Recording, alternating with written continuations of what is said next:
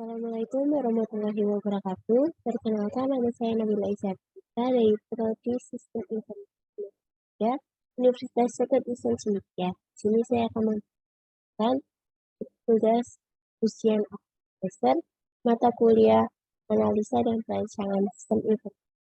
Berdasarkan soal kasus berikut, akan dibuatkan rancangan use case diagramnya. Pertama itu adalah pada bagian marketing. Pada bagian marketing akan membuat rencana promosi, yang kemudian promosinya itu akan berisikan mempromosikan tujuan wisata. Kemudian bagian marketing juga akan mempromosikan paket wisata. Kemudian marketing akan mempromosikan kelas paket wisata. Kemudian seluruh data dari promosi tersebut akan dibuat laporan. Kemudian yang kedua ada customer. Nah, customer ini nanti akan melihat dari promosi yang telah dilakukan oleh pada divisi marketing. Nah, jika customer tertarik, customer akan menentukan paket wisata, tujuan wisata, dan kelas paket wisata yang diinginkan. Kemudian akan menentukan tanggal pastinya keberangkatan dan lama waktu di sana. Kemudian customer akan diarahkan untuk mengisi form pendaftaran, kemudian menyerahkan data diri beserta dengan dokumen yang diperlukan. Kemudian customer akan membayar uang muka ke bagian pembayaran dan melunasi pembayaran ke bagian pembayaran, yang kemudian akan menerima bukti pembayaran, pemesanan tiket transportasi, dan pemesanan hotel dari bagian administrasi melalui email.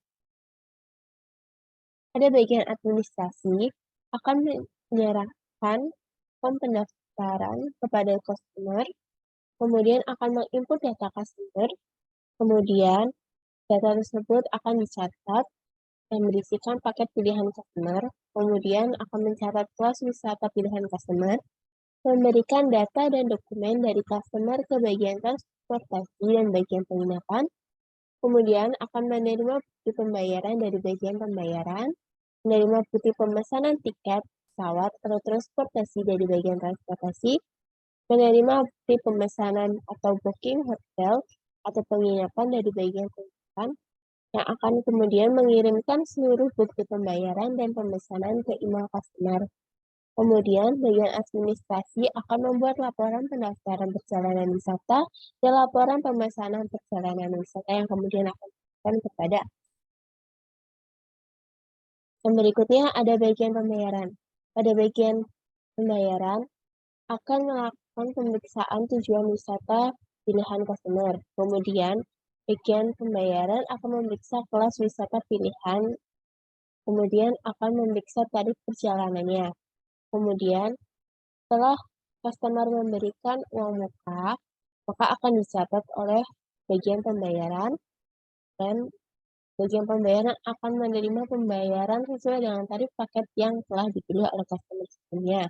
Dan kemudian akan membuat bukti pembayaran yang akan diserahkan kepada bagian admin. Pada bagian transportasi, setelah menerima data dan dokumen customer dari bagian administrasi, bagian transportasi akan memesan tiket perjalanan pulang pergi untuk customer, kemudian akan mencek transportasi yang bisa digunakan di tujuan wisata, kemudian akan memeriksa total biaya transportasi yang dibutuhkan yang akan diserahkan pada bagian pembayaran, akan menyerahkan bukti pemesanan tiket transportasi ke bagian administrasi, yang akhirnya akan direkap menjadi laporan. Kemudian pada bagian penginapan akan meminta data dan dokumen customer pada bagian administrasi yang kemudian akan dicarikan hotel atau tempat penginapan terdekat di tujuan wisata, kemudian akan membooking hotel atas nama customer, dan mencatat total biaya penginapan yang dikeluarkan, kemudian akan menyerahkan bukti pemesanan hotel atau penginapan ke bagian administrasi, yang nanti kemudian seluruh data tersebut akan direkap membuat laporan. Nah, Berikutnya ada rancangan activity diagram. Nah, pada kegiatan marketing, bagian marketing akan membuat perencanaan promosi. Nah, kemudian pada kegiatan promosi tersebut bisa menjadi tiga, yaitu melakukan promosi mengenai tujuan wisata, promosi untuk paket wisata, dan melakukan pada kelas paket wisata. Nah, kemudian akan dijoinkan menjadi laporan promosi. Pada kegiatan promosi akan dilihat oleh customer, yang kemudian nanti ketika customer tertarik, maka customer akan melanjutkan untuk melakukan pendaftaran, yaitu dengan menentukan tujuan wisata, paket wisata, dan kelas paket yang diinginkan. Kemudian pada bagian pendaftaran, kegiatan pendaftaran, customer akan memilih tujuan wisata, paket wisata, dan kelas paket wisata yang kemudian akan menentukan tanggal pasti keberangkatan dan lama waktu di sana, dan waktu liburan yang diinginkan. Kemudian customer akan diarahkan oleh bagian administrasi untuk mengisi form pendaftaran dan menyerahkan data diri dokumen telepon tadi kepada bagian administrasi. Nah, bagian administrasi nanti akan menginput data customer yang kemudian akan mencatat kelas wisata pilihan customer dan kemudian akan mengirimkan bukti pembayaran, pemesanan tiket, dan booking hotel pada customer dari bagian pembayaran, transportasi, dan penginapan sebagainya, yang kemudian akan diterima oleh customer melalui email. Dan data customer tersebut akan direkap, dibuat laporan pendaftaran perjalanan wisata dan laporan pemesanan perjalanan. Pada kegiatan pembayaran, bagian pembayaran akan memeriksa terlebih dahulu tujuan wisata pilihan customer, kemudian memeriksa kelas paket wisata pilihan customer, dan juga memeriksa tarif perjalanan yang kemudian akan digabungkan atau dijumlahkan menjadi total biaya.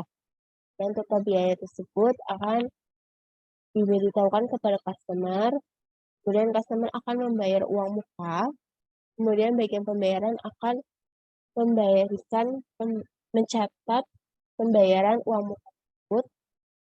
Kemudian ketika customer melunasi pembayaran, maka bagian pembayaran akan menerima pembayaran sesuai dengan tarif paket yang dibeli, kemudian akan membuat bukti pembayaran.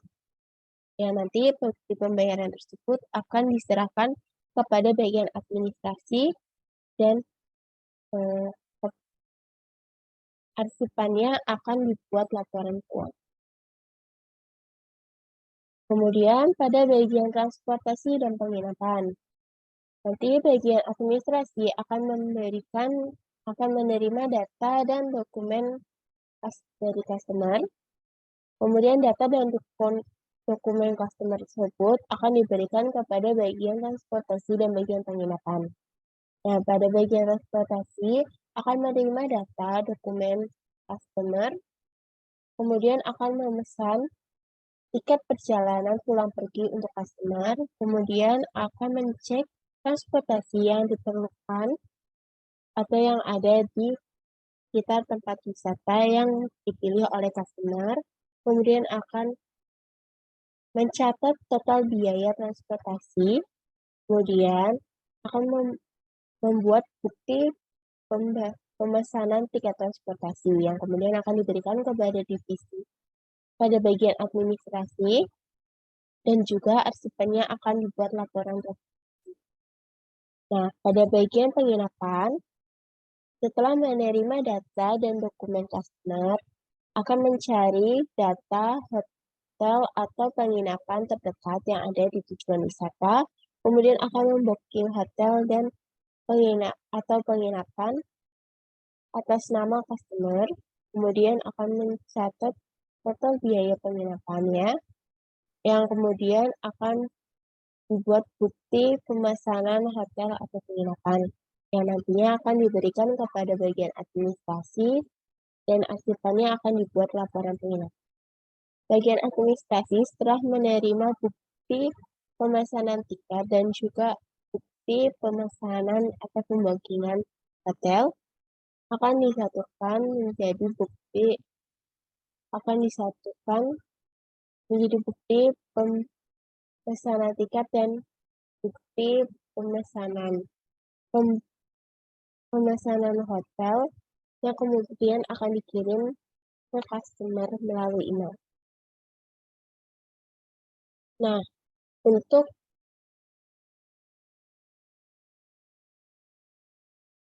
ikut tadi, kemudian saya akan menjelaskan perbedaan antara perancangan terstruktur dan perancangan berbasis objek dan jelaskan uraian. Nah, rancangan terstruktur dikenal dengan Structured Analysis and Design atau SSDA, sedangkan rancangan berbasis objek dikenal dengan Object Oriented Analysis and Design atau OOAD. Rancangan terstruktur disebut pendekatan fungsional, sedangkan rancangan berbasis objek disebut pendekatan objek. Perancangan terstruktur, dekomposisi permasalahan dilakukan berdasarkan fungsi atau proses secara hierarki, sedangkan rancangan berbasis objek, dekomposisi permasalahan dilakukan berdasarkan objek-objek yang ada dalam sistem. Rancangan terstruktur lebih sulit digunakan dalam pembangunan sistem, sedangkan rancangan berbasis objek lebih mudah digunakan dalam pembangunan sistem. Tools yang digunakan pada rancangan terstruktur ada DFD atau Data Flow Diagram, Kamus Data, Entity Relationship Diagram atau ERD, State Transition Diagram atau STD. Tools yang digunakan pada rancangan berorientasi pada objek ada Object Oriented Analysis OOA dan Object Oriented Design OOD dari Peter Cott and Edward Jordan pada tahun 1990. Kemudian ada Object Modeling Technique atau OMT dan James Stable, Michael Blaha, William Freeman, Frederick Eddy, dan William Lawrence pada tahun 1991. Ini ada Object Oriented Software Engineering OOSE dan Ivan Jacobson tahun 1992. Ada Birch Method and Grady Birch pada tahun 1994. Syrup and Steve Wood and Devil Dennis tahun 1994. UML atau Unified Modeling Language dari James Rambaud, Grady Birch, dan Ivan Jacobson pada tahun 1990. Itu tadi penjelasan mengenai tugas UAS, analisa dan perancangan sistem informasi. Terima kasih atas perhatiannya dan sampai jumpa.